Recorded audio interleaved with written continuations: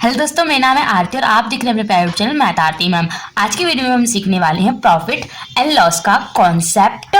आज की वीडियो में आपको प्रॉफिट एंड लॉस का कॉन्सेप्ट पूरी तरीके से क्लियर करा दूंगी। प्रॉफिट एंड लॉस का कॉन्सेप्ट बहुत ही मुश्किल समझा जाता है, पर अगर आप इस वीडियो को ध्यान से देखेंगे तो आपको ये कॉन्सेप्ट बहुत ही इजी तरीके से समझ में आ जाएगा। और मैं भी कोशिश करूंगी कि आपको ये कॉन्सेप्ट एक ही वीडियो में। तो चलिए वीडियो हम शुरू करते हैं। सबसे पहले हम देखेंगे कि प्रॉफिट एंड लॉस का मतलब क्या होता है। प्रॉफिट को हम हिंदी में कहते हैं लाभ, यानी कि आपका फायदा, और लॉस को हम हिंदी में कहते हैं हानि, यानी कि नुकसान। फायदा और नुकसान तो आपको पता ही होगा। फायदा यानी कि हमें किसी चीज में फायदा हो गया, नुकसान यानी कि किसी चीज में हमें नुकसान हो गया।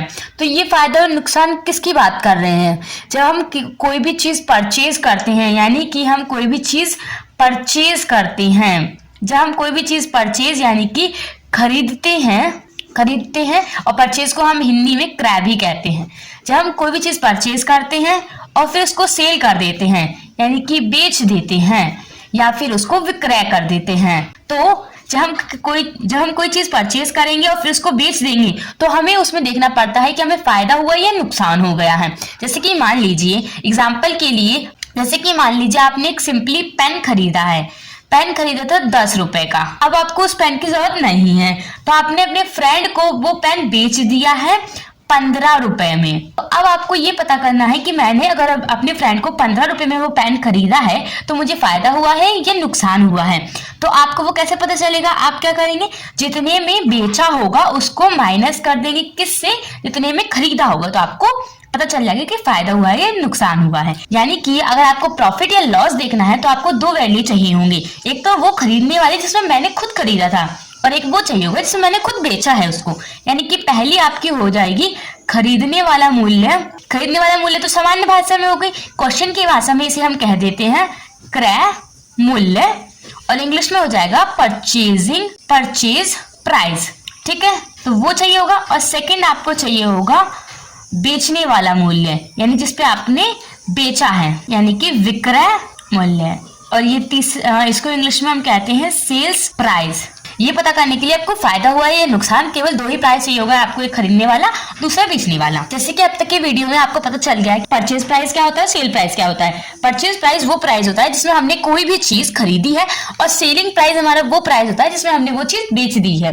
यानी कि अगर आपको प्रॉफिट निकालना है, यानी कि आपको प्रॉफिट निकालना हो या फिर आपको लॉस निकालना हो, प्रॉफिट निकालना हो या लॉस निकालना हो, आपको दोनों ही निकालने के लिए आपको परचेज प्राइस और सेलिंग प्राइस चाहिए होगा। अब आपको क्या करना है, जब भी क्वेश्चन दिया होगा तो उसमें आपको दो चीजें तो जरूरी होंगी। सिंपल की बात कर रही हूँ मैं, अभी हार्ड या डिफिकल्ट क्वेश्चन की बात नहीं कर रही हूँ। मान लीजिए क्वेश्चन लिखा है यहाँ पे कि आपका नाम मोहन है, आपने एक बुक खरीदी है, एक किताब खरीदी है 1500 की किताब खरीदी है और उसको बेच दिया है आपने 1450 रुपए में। आपको सबसे पहले क्या करना होता है, क्वेश्चन देखते ही कोई तो चीज उसमें दी है वो सारी आपको लिख लेनी है, नोट डाउन कर लेनी। पहली चीज इसमें क्रय मूल्य दिया हो, विक्रय मूल्य दिया हो। आप मुझे बताएंगे क्रय कौन सा है, विक्रय कौन सा है। इन दोनों में से क्रय मूल्य कौन सा है, यानी कि हमने किस प्राइस पे बुक खरीदी थी, यानी परचेजिंग प्राइस, यानी क्रय मूल्य कौन सा है इसमें से, ये वाला। फिर इसमें से विक्रय मूल्य कौन सा हो जाएगा, ये वाला।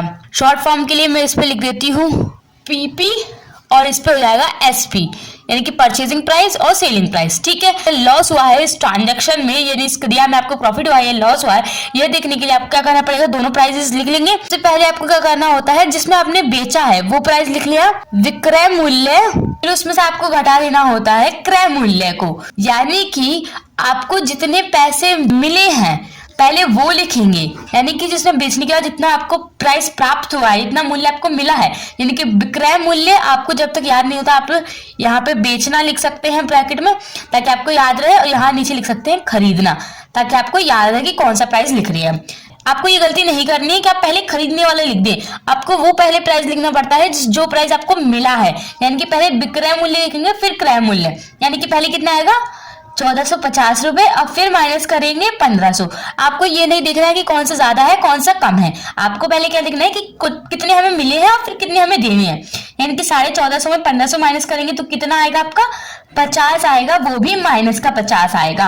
यानी कि आपको नुकसान हुआ है, यानी कि आपने हानि हुई है, आपने इसको हानि में उस बुक की आपने हानि में इस पुस्तक को बेच दिया है।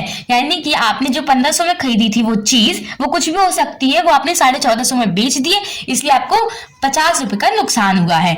ये देखने के लिए बनाया गया है ताकि ये समझ में आ जाए कि हमें कोई चीज खरीदते हैं या बेचते हैं तो हमें उसका प्रॉफिट होता है या उसका लॉस होता है, ये चेक करने के लिए इस कॉन्सेप्ट को बनाया गया है। उम्मीद है आपको आज की वीडियो में प्रॉफिट एंड लॉस का कॉन्सेप्ट समझ में आ गया है। मैथ आरती मैम यूट्यूब चैनल को सब्सक्राइब करें, लाइक करें। Thanks for watching.